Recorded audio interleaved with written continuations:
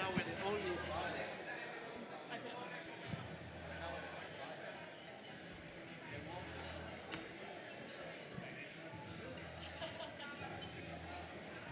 You want to be in the middle? I think I could go in there. I'm just a helper.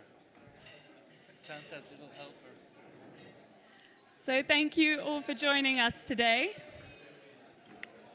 So I'd like to welcome you.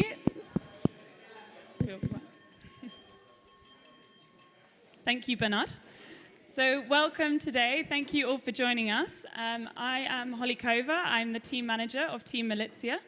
And I am joined by Pierre Casaraghi, who most of you know as the vice president of the Yacht Club de Monaco and also the team founder of Team Malizia.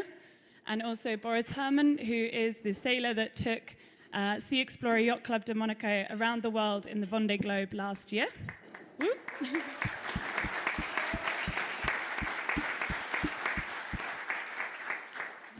For those of you that don't know, the Vendée Globe is the non-stop race around the world. Boris did it solo, so alone on the boat, and he did it in 80 days, coming in 5th at the end of the race. So we're going to talk you through the past of the project and looking to the future, the new build of the boat, and also the races that we have coming up over the next 2 years. And then we can also ask questions. So my colleague Helen has a microphone over there. If you have questions during the presentation, just put your hand up, and we can ask them as we go along. Sorry? Yes, you can also ask in French or German if it's to Boris, or English, or Italian to Pierre. So, Pierre, please, for those of you people that don't know in the audience, maybe you can briefly tell us how you guys met, and also where did Malizia start, and where's it come from? Yes. Well, Boris and I met the first time in South Africa. Bernard, what's going on? It's Malizia equipment. No, so we met just before a race a very nice race. I don't know if anyone here participated to this beautiful race, which is from Cape Town to Rio in Brazil. And so we met. We were on board Maserati with Giovanni Soldini, and we were both on the crew of the boat. And so this is how we first met, and we got along and had a great time. And then a few years later, we decided to start Team Malizia. Thank you. And Boris, maybe you can tell us a little bit about the Vendée Globe dream and also your reflections on being back for just over a year. Yeah, the Vendée Globe has been a dream for me many years, and when I met Pierre, we mentioned it sometimes. We spoke about dreams in general. I think it's really nice to have dreams, and I had it as a little young boy, this dream of this fascinating race, alone, non-stop around the world. And then you also somehow liked this fact of having a dream, I think, and the fact in particular of the idea in particular of the Vendée Globe. And I remember one day, 2014, so many years before we started even the project, Pierre was saying to journalists, I wasn't even there, but he told them, if I can help Boris in some way one day, then I will. And so it was much more than helping. Then we actually sailed together a lot of the way along this project. And obviously being alone, 80 days at sea, it's around the world, so it's traveling through the Southern Ocean. What has been, what were your reflections on coming back from that? How was the race for you, and how do you feel afterwards? Yeah, I listened yesterday to a voice note that I sent to a journalist who wrote a book about this race. I listened to it for the first time, so it's more than a year ago now, and it's kind of stressful even to go back and think about it again. Yesterday in Cologne we had a speech in the evening to lecture from this book to an audience, and he sent me this voice note before, and I said, no, I don't even want to hear that. It's really tough to go back and think about it again, and it's quite paradoxical. You are there out on the ocean, and in this voice note I'm saying, please remember me, dear friends, when I come back, remind me to never do this again. I remember you telling me that as well. I'm quite surprised he's sitting here today to do this again. But you have to really understand, and I didn't, of course, participate, but it is probably one of the most difficult sporting event. It is a constant fight with yourself. I remember speaking to Boris, and he was very good at telling me everything was okay, but you could really feel that it's a constant struggle of just wanting to give up, of a pure exhaustion, being afraid. So, you know, once again, I think we have to clap, because every man that managed to finish this race deserves huge respect. It is out of imagination how little sleep deprivation can really be one of the worst torture. So once again.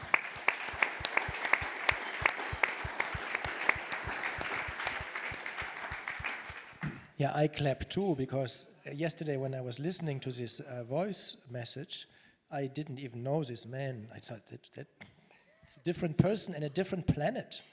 It's really such a different world out there, and really hard to explain what's going on in people's mind being alone for such a long time.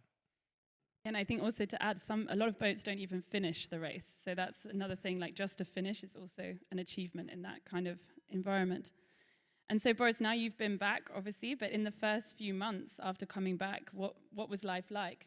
Did you have a long holiday, or what was going on for you when you came back to land? Yeah, looking back, I find this question very interesting. And there are sometimes in life little comments that your friend make to you, and that has a huge influence. Lots of comments from Pierre to me have made a huge influence, like, we can do it, and we find a way, and so on. But there were two particular comments that shaped a lot the idea what to do exactly after the coming back from the Vendée Globe. One was the class president of the Imoca class, a French guy, Antoine Mermot. Pierre knows him as well. We are friends with him. And he had even told me before the Vendée Globe, the one who will win the Vendée Globe after this will be the one who has finished the ocean race. The ocean race is a race in between the two Vendée Globes, where you sail with a team and stopovers around the world. Previously, that was called the Volvo Ocean Race, and before that, the Whitbread Race around the world. So this is a race with 40 years of tradition and history. And so this was something that resonated. It was this 10 seconds of comment just set like this on a table. And I thought, And then I also, after the Vendée Globe, coming back, I called our friend Giovanni Soldini and I asked, what can we do better next time to better prepare the Vendée Globe? And he said, the only really big thing that will make a difference, if you can take your boat down into the Southern Ocean before the Vendée Globe. No one does that, because we always train in Brittany and England, we do the Fastnet race, we come to Monaco, but we don't sail in the harsh waters of the Southern Ocean to prepare with these complex boats. And so these two things together determined really what happened. And then Holly and I were thinking, and with Pierre, how can we get a boat ready in time to do the ocean race and finish it and then be... So that determined really the time after the Vendée Globe to very quickly go back and design a new boat, start building a new boat so that it can be ready in time for this new challenge, which is crewed around the world, the ocean race, starting next year in the mid of January. So Pierre, it's great that the Yacht Club is continuing with Team Malizia for the next 4 years. And what will be the highlights for you? What's going to be your favorite moment?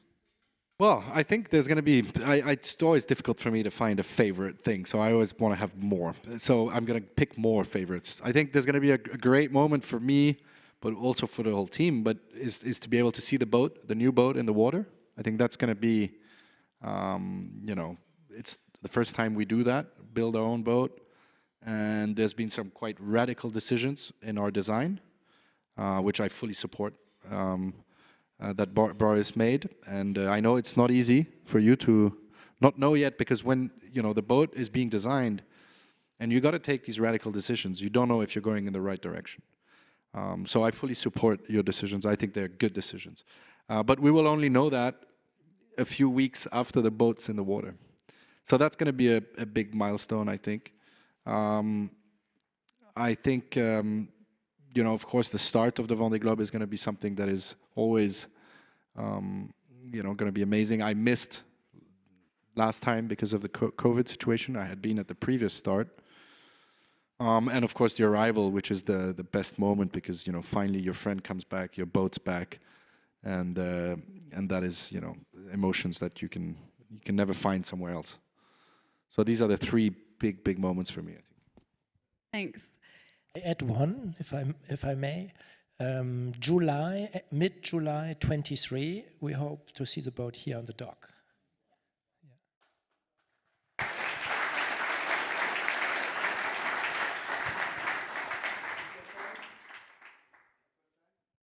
10 a.m. German precision, so quarter to 10. Yeah, so we will actually launch the new boat on the 19th of July, 2022. So almost exactly 1 year later, we will be here in Monaco after the ocean race with the new Malizia Sea Explorer on the dock here. So you're all welcome.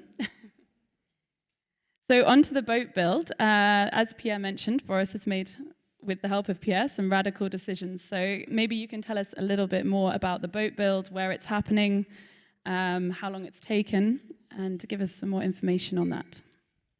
Yeah, I mean, this paradoxical thing of really suffering during the race and then wanting coming back so much, nevertheless, it's also due to the fact that we are able to do something different next time. If it was to go back with exactly the same boat, I'm not sure if I would have the exact same motivation. But part of the big motivation is now this, yeah, in a way, a technical and intellectual challenge. How can we make it better so it's less suffering? And it was suffering because it was a boat that was very theoretical based. The architects here on the table know probably what that means, that nowadays when you design a boat mainly by computer support, then you end up with a very straight and flat-bottomed boat, which doesn't go particularly well through these rough waters around Antarctica. And when we then started to design the new boat, I was always remembering these moments when the boat would go very fast, stop in a wave, you yourself suffer because you're thrown around in the boat, and you also feel the boat suffering from this abrupt and brutal stopping and plowing into the waves. And so the new boat has a very radical round bow that goes up very high and has more freeboard, and no one would do that. And the architects don't want to do that. You need to force them, you need to really take them and force them to do that. Because of course it's heavier, it has also more windage, it is also more drag in the water, because with this round waterline, you have a shorter waterline. But we and the architects and as a team, we really think that this could lead to better average speeds in this around the world situation. Maybe we will not perform as well on the Palermo-Monaco. Yes, the light wind will definitely be a little bit trickier with this radical design. I think we are now, for now, the only team that has done this, this design. So, you know, this is really a flip of a coin, but I'm positive we're going in the right direction. Maybe, do we have we had a great little movie that we could see the boat go through the waves. It's a computer Lucia, model. can we so play? Yeah. So you can try and maybe Boris can describe a bit the movement the boat makes. I don't know if we have that. If we can see it. Can you see? I'm not sure. Oh, yeah, bring down the. Yeah, so the architects built a simulator. Some of you have heard that word in the context of the America's Cup, where the sailors even train their race maneuver in the simulator. And here the simulator is used to anticipate the behavior of the boat. And you can play around with the angle of the foil, the keel angle, or where's the ballast put on the boat, etc. And the sail trim. And then the computer brings out this visual output of the actual behavior of the boat, which is based on the physics and equations. And this runs on a huge, big, strong computer in our office. and we try to imagine how this boat is gonna work and sail over waves and through different winds. But there are also, apart from these purely architectural questions, there is of course a suffering on these boats coming from the lack of comfort. So that was something where Pierre and I had lots of inspiration together, and I really like that we're going to see a boat where some of the key features that if one goes on the boat, the key features that you live with or see every day, these are really ideas from Pierre, that we created a bench in the cockpit either side where you can either sleep on or sit next to each other, next to the winches, and be ready and near to the action. And I remember us sitting together, and Pierre was drawing this on a piece of paper, and how we make a compromise of an inside cockpit, which is in the same time having openings on the roof, like a cabriolet a little bit. And yeah, we really put this into place, and this is actually being built now at the moment. Yes, you have to imagine that you are constantly, getting wet or, in an uncomfortable situation. And the boat is divided in two main parts. You have the inside part of the boat, where the computer is. And then you have a part, well, in the previous boats, that it was a bit inside and a bit outside, just with a roof cover. And we decided to extend that part of the boat and have a bigger indoor area, and to be more comfortable with a lot of windows to be able to watch the boat. So it maybe adds a bit of weight, but definitely helps for the comfort. So, you have to find a good balance. It's always a compromise when you design these extremely complex boats. Yeah, we also, just to finish this, we don't need to speak too much about all the technical details, but please also ask questions if you want in your language. If we are able to speak that language, we will try. But one last comment is, we have several areas where we try to make this boat more reliable and more safe. And probably the strongest thing that you all understand immediately is the hull itself, the entire, we call it the platform, the part of the boat without the mast and the keel. Those are the same for everyone. The hull and deck together, that is 37% more carbon fiber than the reference boat that was previously built in this boatyard, Charal and DMG Mori, the kind of latest teams. There was 37% more. That is quite significant. We have now, what you see here on the pictures, the hull with the structure is finished. The deck is not yet glued on. The hull and the structure of the boat alone are as heavy as these previous boats. So we are really taking also there a risk. We make a heavier boat, but we make a boat where we are sure this will not break. And I think we owe that to all the partners, to everyone supporting this project, to our insurers, to my wife, to myself, and to the crew we sail with. And this will be a safe boat, and I can promise you this will never break in half. Because this happened to one boat. Yes, I don't know if you remember in the previous Vendée Globe, we had a boat that broke in half, and the skipper only had about 1 minute, 1.5 minutes before the boat sank. So I mean, which was meant to be impossible. He did make some mistakes. He didn't close, I think, the front little hatch that you have, but the boat broke in half anyways. So we saw also Alex Thompson, which was carrying around 50 or 60 kilos of carbon fiber in pieces on his boat to be able to repair in case it broke, and it did break. And at this point, I remember clearly with Boris, we were thinking, why didn't he put it into the boat at the beginning? So he didn't have to, he was carrying it anyways. So we try and be smart, and hopefully it will pay off. So you guys mentioned the challenges, but for maybe both of you, what's been the biggest challenge on this project so far? Sailing with Boris? I meant the build, but... No. I mean, the most challenging moment was May last year. That was when we really finished the design of the hull, when we drew the lines, the actual lines. And I remembered I said always after the Vendée Globe, oh, at some stage I need a break, Holly. I need like a month where I just switch off and relax a bit. And so I was planning with my wife to go on a sailing trip from Kiel on the Baltic.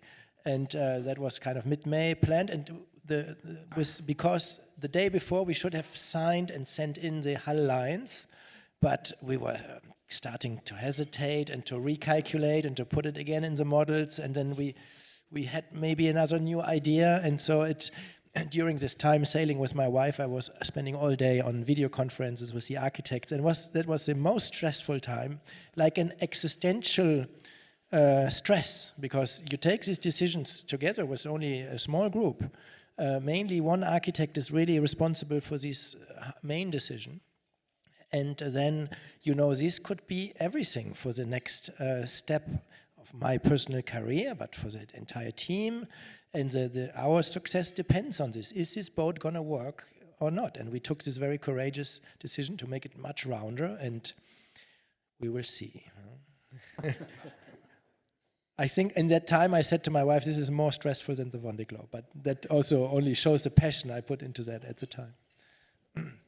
And so in order to create this boat, you must have grown the team, or we've grown the team. So maybe you can tell us a little bit more about how we've added to the team and maybe some of the people that are here today as well. Yeah, besides us here today, we have Antoine Auriol filming currently, and Helen and Lucia and Cornelius here. And so, the team is growing because it's not only the boats, we are also organizing events. We're having this very ambitious plan to launch the boat on the 19th July at 10 o'clock, and this can't not slip 1 minute, not one day. So at some stages, to really make sure that the boat build goes in time, we work around the clock. Not all the time, but sometimes if we run a bit late with certain projects. And so the whole team Malizia has grown and is now a strong team with also more partners. We are now 7 partners. EFG is here today. Thank you very much. The Yacht Club.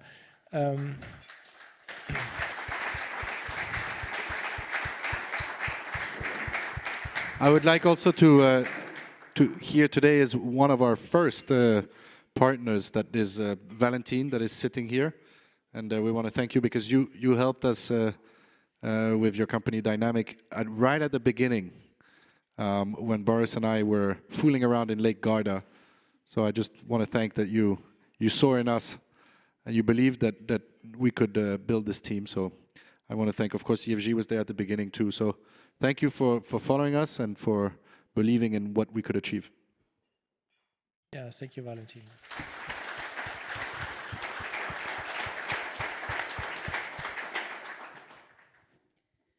So Pierre, you must be excited to have a brand new Imoca flying the colors of Monaco. What does this mean for you? What does this mean for the club? Well, I think we're really, well, for me personally, it's a great satisfaction because, I remember all those moments years ago when we started, and to be here again, sitting in front of you, looking at the next Vendée Globe is something that it was difficult for me to imagine that we would manage, that Boris would be performing so well. So I have to pinch myself sometimes that we made it, and we're still pushing, and we're making radical decisions, and we're trying to be innovative. We're trying to think out of the box, and we're not following like sheep the train of the other teams and their decisions. So I'm proud of our team. I'm proud of what we've done. I think for the Yacht Club, it's amazing to be part of this race, to be part of innovation in general in sailing. I think everyone in Monaco can be proud of our little country, but that manages to participate in some of the most extreme sporting events. and so I'm just really happy to be here, and I'm excited for the years to come, and it's just fantastic time for us and for sailing. And speaking about innovation, maybe you can tell us a bit about another project you're working on, the Fly 40. Yes, absolutely. I'm very excited. I think Boris and I always liked, offshore sailing, but inshore sailing has something that is just amazing to it. The fact that you have multiple starts in a day, that that level of stress comes back at every start, and so I think I always wanted to be able to do some inshore sailing. And when I saw this amazing project from Persico, I immediately saw in it the future of sailing. I think the future of monohull sailing is in that direction. Persico is an exceptional company, probably one of the best in the world we have today. So they gained so much experience with Luna Rossa on the last America's Cup.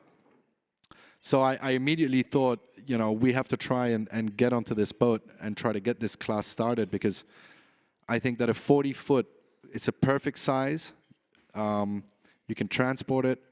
We're looking at, the best technology we can find today. And I really hope that Boris and I will be able to race on it next year. And I think it's going to bring a lot of fun and motivation to the team. Of course, the Vendée Globe is the main priority, but it's I think sailers today have to be able to sail on multiple different types of boats, and that only brings more experience and more feeling, and I think we're going to have a great time. So I'm very excited about this, and the technology, the fact of having batteries that can power the boat for 4 or 5 hours without any external help. You don't have grinders anymore, which essentially were just becoming big muscle, pumping. It was not related anymore to sailing. So I think this is the right decision, and we're going to have an amazing class, hopefully, by next year. Thanks, we're excited to see. So talking more on innovation, Boris, we know from your last boat, we had a lot of renewable energy on board.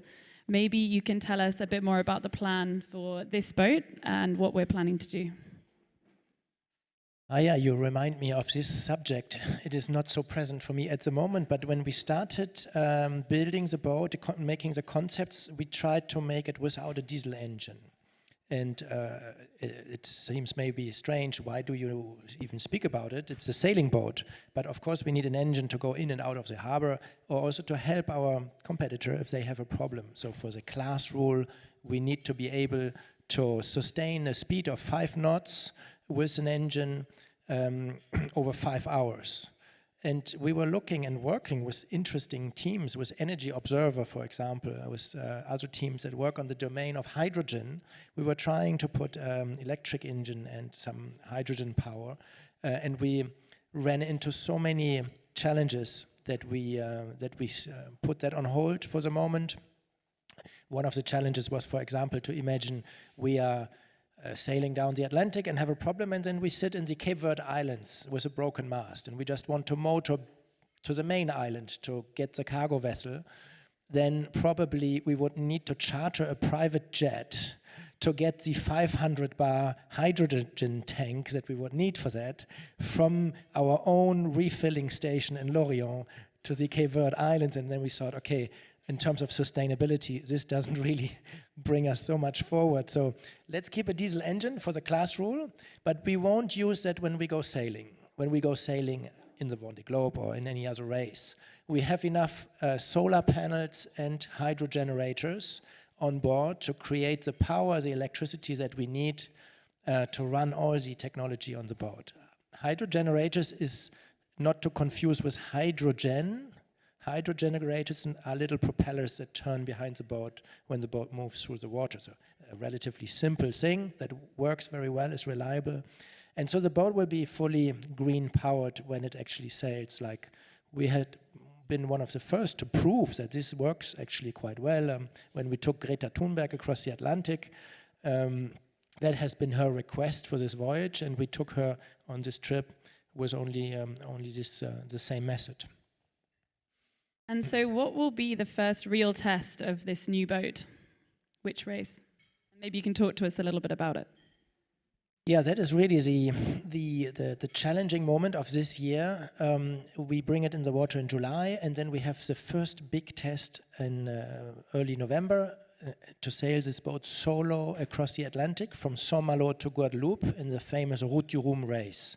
And that leaves us, in comparison to other teams, it leaves us little time to prepare the boat. A new boat has always things that you need to tweak and to get reliable and to validate, and therefore we will be kind of a 24/7 operation, I think, in over a couple of weeks in the summer. Go sailing in the day, test things, and at night the team will work to make things work that don't work yet. And so we really will do everything to have the boat ready early November for this transatlantic race. And then the boat will be in Guadeloupe, and I will then make a little break, have a break, and the team will then sail it from there to Alicante to take the start in January for the ocean race. And Pierre, so in the last Route du Rhum, for those that don't know, Boris came 5th, but that was on a tried and tested boat.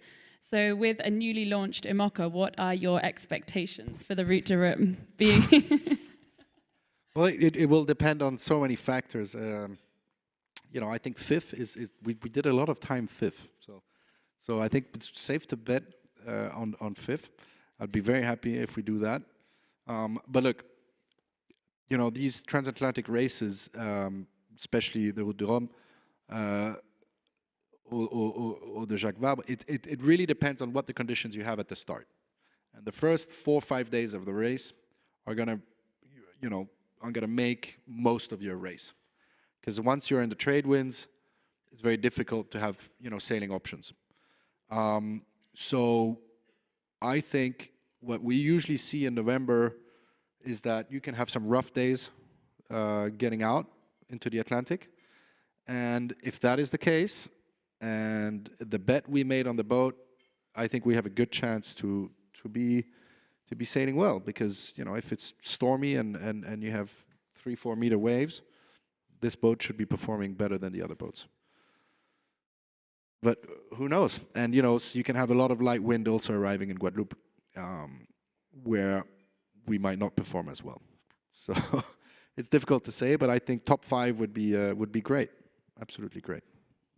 Also relative, of course, to the competitors, to the amount of good competitors, and the class had a tremendous success in the Vendée Globe.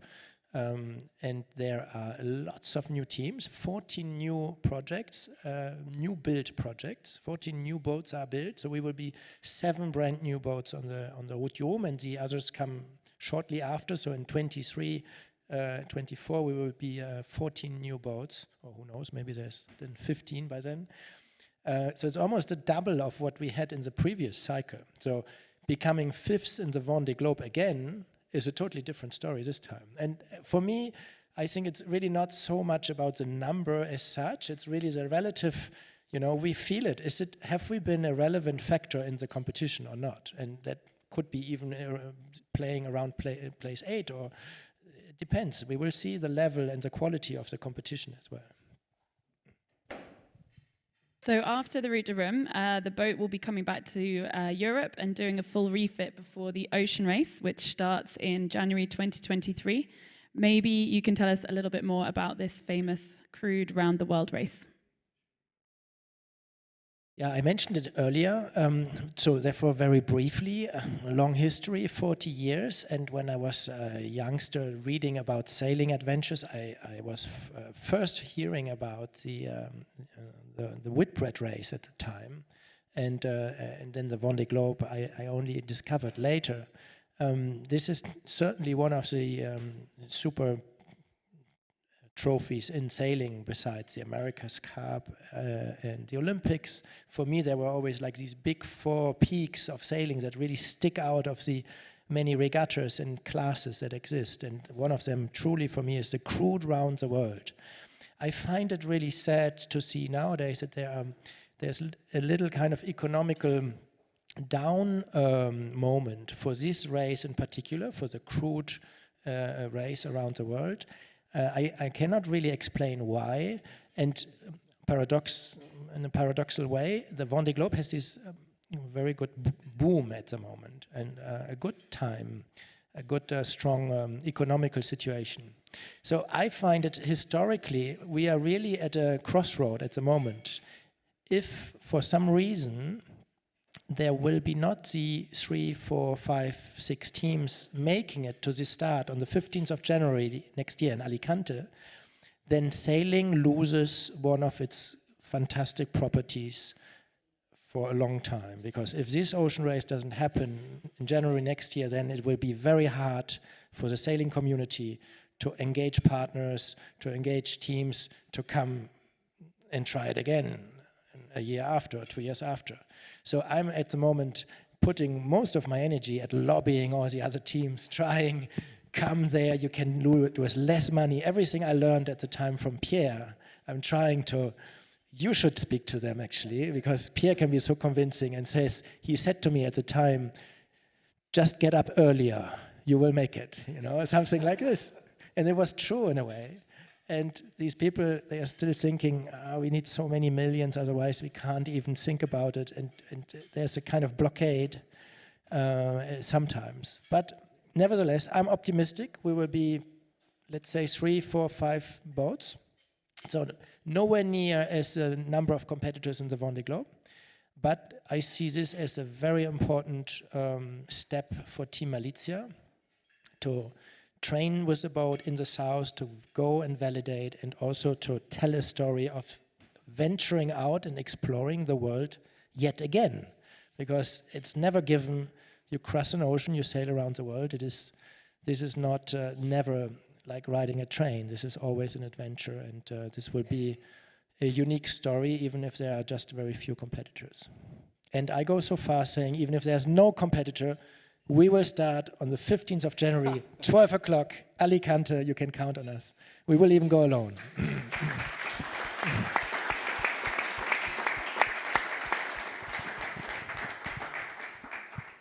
And so, Pierre, when will be the first time you're coming on the boat? Well, I hope to be able to be there when we launch the boat.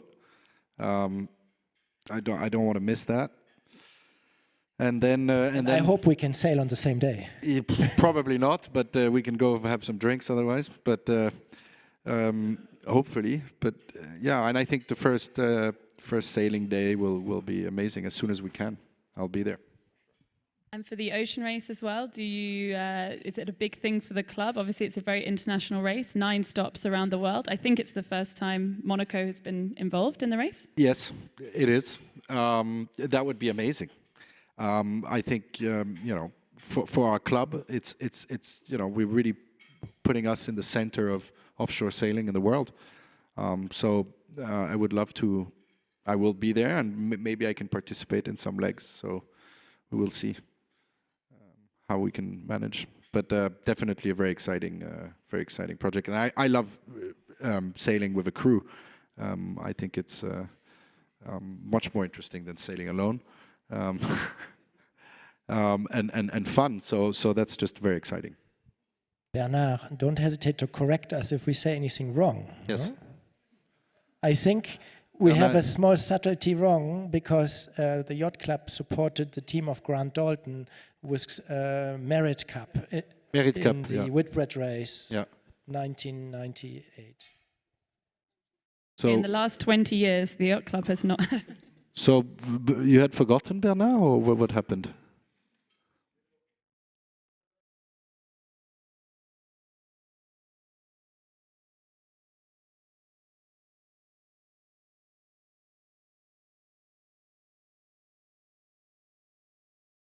Definitely, that's my next question. So Team Malizia also has a bigger mission to use the sport of sailing to inspire ambitious climate action.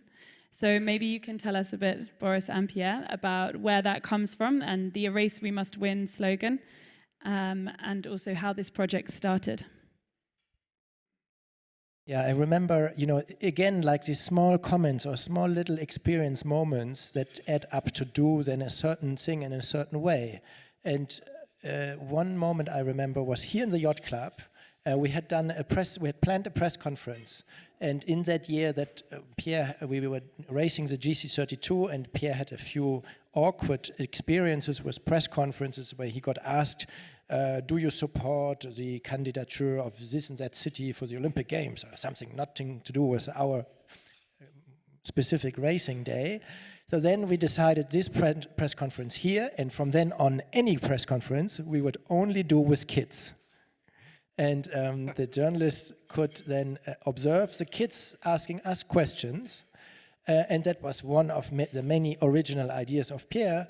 And there were a few moments like this where we found a lot of pleasure into taking the energy from the kids, their curiosity, their positive mood, and the liveliness of being around them. And we have taken one day 57 kids sailing on Malizia here. 57 children at the same time on the boat.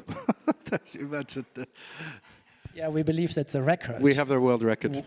We haven't told anyone because maybe it's not legal. Completely illegal. When we told this to the class manager, Antoine Mermot, he couldn't believe it. We sent him a video. He was terrified about the possible repercussions if the parents knew. But they had a great time. No one got hurt. And you know, it became quickly obvious to us that the journalists were incapable of asking interesting questions that were, you know, and that the children were actually asking, you know, questions that made sense. So we ruled out the journalists, and they could just listen to the children. And at least they were asking questions that were related to sailing and to the boat. And that was a lot of fun, forcing the journalists to stand at the back. But yes, I think the transmission with the children and being able to see that spark in their eyes, you know, the spark that Bernard has every morning when he walks into the club, but the same kind of feeling of seeing the children being able to, you know, live a dream and be on a boat of that type, which is so rare for kids that like sailing, and so we decided to pursue that and to share a lot our adventures with them, and it has been a success, I think. On that particular day with the 57 kids, they queued along the deck on the lifelines, and Pierre was standing on the foil, and they could step down onto the foil of the boat. You know, this red thing that goes out of the side of the boat. Exactly, good picture. And they would. This gives you and me so much energy. I find, you know, to see they have this curiosity in life, and they can be so enthusiastic about things. So even during the Vendée Globe, we did some conferences here with the sailing class and the sailing group, the youngsters of the club, and also that gave me a lot of energy at sea. We had some sailing with us on the GC. So this came over the years. 2016, we founded Team Malizia, and since then, more and more these things happened, and a project grew out of that, the Malizia Ocean Challenge that exists today. We as a team are taking care of that. At different occasions we go into school, we do video conferences, and we promote our program that can be used online with a booklet that is now existing in 12 languages. Our partners, and thank you EFG again, our partners helped us, supported us to translate this into these different languages, and through the employees also. The kids, we reach the kids of the employees of our partners. So I believe among our 7 partners we have more than 1 million employees. Is that possible? That's correct, yes. Between all of our partners, yes. So, and in all the countries of the world almost, and we get messages back. We have followed the race. The kids have learned something about what has the ocean to do with climate change. That's a little bit the specific topic that we try to elaborate in this education campaign. And for me, it has been a very surprising discovery to see that the ocean plays such a vital and central role for climate change, and that's something that we then try to transmit as well. So linking to that, on our last Vendée Globe mission, you carried a scientific laboratory on board, and that measured ocean CO2 the entire time on the journey. So maybe you could tell us what that device does and also how we link it to our education program. Yeah, so of course, coming to the kids in the class was a textbook, and now I want you to educate you about climate change can be quite dry, and therefore to have this door open to communicate with the kids, and they are fascinated about an adventure, and then ask about the ocean, and then this triggers the curiosity, and we can. Because we do also science or support science with our measurements, we can use that to even link into this curiosity of the kids, and I think that helps us to explain better what the ocean does. But that's one aspect. The other aspect is purely scientific. We want to support the science community, especially those of climate science. Because they need ocean data to understand climate change. The ocean play a very vital role. They absorb more than 90% of the heat energy of global warming. So they are really the air conditioning machine of our planet. Without the oceans, we couldn't live. They also produce the oxygen we breathe, half of it, and they absorb 1/3 of the man-made CO2 we emit. They store this, and these are things in the oceans. They go much slower than in the atmosphere. When CO2 is absorbed at sea level, it takes sometimes up to 100 years to be transported into lower levels. And ocean currents that go around the globe are quite slow. They take up to 100 years to make their entire cycle. So this I find personally extremely fascinating, and that is something we, on one side, speak to the kids about, and on the other side, we help with this data set of very precise CO2 measures in the ocean. And that is this track. That is actually the first track ever taken of an entire around the world very precise measurement of ocean CO2. And in this time of this race, in these 3 months, this is the most ocean data of any supplier of ocean data. So in the global database of CO2 data, this is the biggest data set that exists in the entire year. So I find it, I'm proud about it, but it scares me a little bit to see that on such an important matter like climate change and ocean CO2 measurements, we as a small sailing team end up being those that make such a relevant contribution to science. This data then was treated by 2 scientific institutions, Max Planck and GEOMA, and then goes into a global database, and from there it goes into the Global Carbon Budget, which is a publication by the UN, a yearly publication, and that is then cited in really every publication about climate change, almost, and in the IPCC report, of course. And if you open the IPCC report, the Global Climate Report or the Global Carbon Budget, you find the quote, and in the back and in the sources you find the name Sea Explorer Yacht Club de Monaco, and that's something, a small detail we are really proud about as well. Thanks. So both of you have obviously sailed a lot in our oceans, and Boris around the world 5 times now. So maybe, do you experience or see or notice any changes in the ocean since you began until now, basically?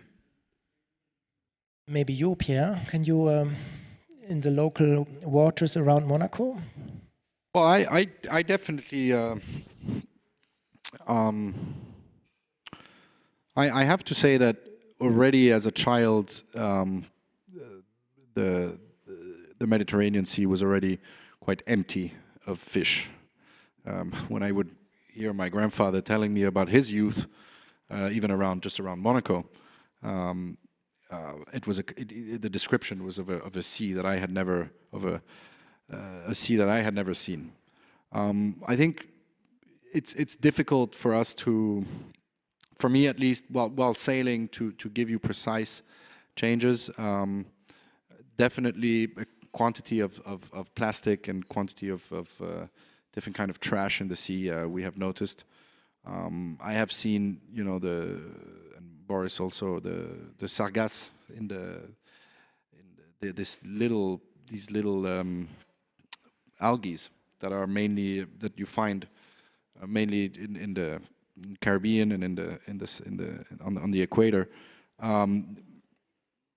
I had not seen them 12 years ago when I was sailing the first time in the Caribbean, and I went back a few years later, and you know there was a large quantity, mainly due to the increase of temperature of the sea.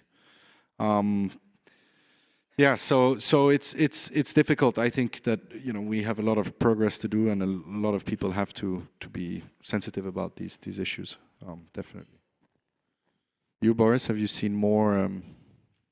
Yeah, it's always a pity. Of course, I would like to say, yeah, I see the ocean changing so much and witnessing climate change, but no, I don't. Yeah. I'm witnessing it through the data, and this makes us a little bit a less popular topic than plastic. Plastic is something where, or when we speak about ocean protection, most of you have probably the image of the bird with the plastic around the neck in their head. Plastic pollution is certainly a huge problem for oceans, but it is not, I get that asked a lot, when I cross an ocean, I'm not sailing through a big pond of plastic. I have never seen that to this extent. Maybe because as a race sailor, we normally don't go through the center of the high pressure. And I don't know how it looks there, and I have heard that it's sometimes really like that. Some of the racers, other racers on other race boats, they have measured the microplastic, and they found it everywhere on the entire planet, in all the oceans, and other adventurers and scientists find it on the North Pole, on the South Pole, on the glaciers, in the clouds, and even in our brain. So plastic is certainly a huge problem, but also for me, the CO2 is the other big problem really for the oceans. And the heating, the temperature rise and overfishing. But the CO2 and the temperature is something you can't see. If you look at the ocean, it's still blue or green, depending on where you are, and we can't see it. So people attach less to it and imagine less the impact. If you make the ocean 1 degree warmer, it changes the entire ecosystem, and if you make it more acid, so the CO2 that makes the ocean more acid, that also changes, of course, the conditions for the biodiversity and reduces a lot the biodiversity. And I guess during some of your races, you also have the issue that the ice limit can actually expand, right? So there have been times where maybe linked to global warming or not, but the race can become actually longer. We think we have it here. You can see the... Yeah, so we, in a way, I believe, yes, we witness climate change on a planetary scale, or we could possibly, because you see that the route has this exclusion zone around Antarctic, and when it gets warmer there, in a paradoxical way, the ice breaks off earlier in the southern summer, and the winds also increase statistically, so the ice drifts further north. That makes the ice exclusion zone bigger. And I did one race 2010, double-handed non-stop. Maybe this would be something for us one day. Where we took then 15 days longer because of this massive expansion of the Antarctic ice zone, and we didn't have enough food, and my crewmate lost 15 kilos. And this was really this existential experience where then I read these reports from scientists that linked this special experience in that race to the climate statistics over the years. And yeah, that's one hint. Another hint was on the Greta voyage that we did together. We had actually to deal with 4 tropical low pressures. Some of them formed into tropical cyclones. We, of course, evaded or sailed around these areas. And the first one came, and we let it pass England and only started then, so we had to delay the start 2 days. And then 2 others we encountered on the North Atlantic, and the day after our arrival, and another one just passed very near of New York. So that is also a concern that I have for our sport is with climate change, if these patterns of weather destabilize, it may be one day much harder to do our sport if weather becomes unreliable. And this is really an example for the problem of climate change in general, the level of sophistication of our civilization depends on this stable climate. If we destabilize it too much, it's much harder to do all the things we do, airlines and freighters and transportation and race sailing will become harder. We had also a tropical storm on the Vendée Globe, and our mate, our friend Alex Thompson, of course, went right through it, through the middle, and everyone else did a big detour. Broke his boat. So unless you guys have anything else you want to add, I would see if the audience have any quick questions. We have a few more minutes left for questions. If anyone would like to ask, please put your hand up and Helen can bring you a microphone. Then maybe we will start with the question from Werner, who's following us online. He's asking, under what name will the new Imoca sail in 2022? This is still a secret. We can unveil one secret, but he's not allowed to share that in the internet. Tell him. You're not allowed. Yeah, Internet. Don't tell him then. It's in the computer. We're discussing the hull number of the boat, the number that the boat will carry. So I'm not sure if we unveil that today, but that will be probably a surprise when we unveil the entire boat. It will be strongly linked to Monaco, of course. Your Boris, would like to express the appreciation because I believe that everybody here has been inspired by your courage, the resourcefulness, and the enthusiasm to go ahead. And I believe that your journey is our everyday journey, our adventure along your path. And I really would like to ask what we can do to involve more people to have a better health in our ocean. No, because we were talking, Pierre, you were talking about the fish. We're missing to have more fishes around. So what we can do to involve more people? So you can be, our hero to involve more people, more citizens around. I thank you very much for your attention. And I thank you very much for the incredible inspiration and I'm grateful to be invited to be here with you guys. So thank you very much. Thank you very much. Thank you. Well, I think there's a number of things that can be done. Specifically about fish, I think that marine reserves, if just on that specific topic, to close that, I think that one of the best things we can do are creating, and the easiest thing we can do, which costs very little, is to promote the creation of marine protected areas, even if they are small. Some of the first marine protection areas were created in Scandola and Corsica in the mid-70s, and they realized that within 15 years, which is nothing in terms of time for the ocean, the ecosystem the ocean was able to recreate itself.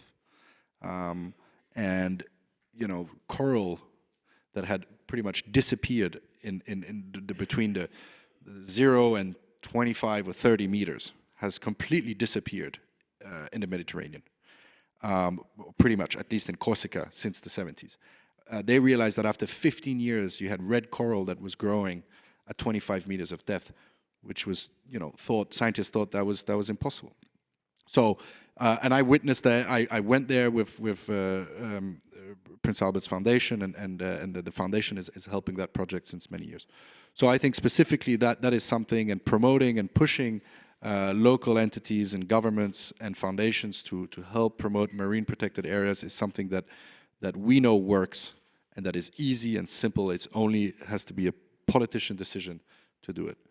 And then to involve more people, I think that we decided to do it through our passion of sailing. So through the passion of sailing, we managed to help promote a message and to help promote awareness, because we are still at the stage, even this sounds crazy, but we are still at a stage where there's a debate. where we strongly believe there should not be a debate anymore about the fact that there's a global pollution issue, which is creating an increase in temperature, which is creating more acidity in the oceans, et cetera, et cetera. So I think that we managed to find a way through our passion, and I think that other people with other passions, it can be your business, it can be whatever you think you can do, and to transmit through that passion, through your business, to try and always not rely on what you have, but to try and be ambitious and to try and transform your habits, your business's habits, or your sport. And I think that if you are passionate about something, and you are the proof today, we are passionate about our sport, and you're all here. So I think that you can do it also, and you can be passionate about this topic, and I'm sure that people will follow, and the passion will grow, and it's very important to create awareness and to stop this debate, and that everywhere acknowledges that we have an issue.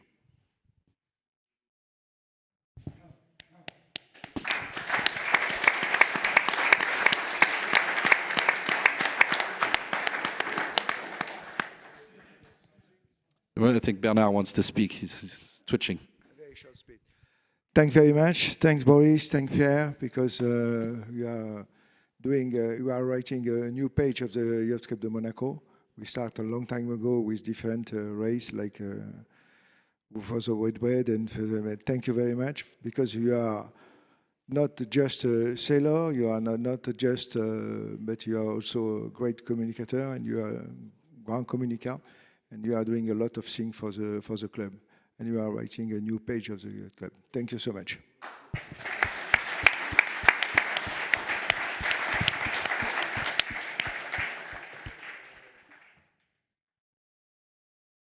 Thank you. Thank you all very much.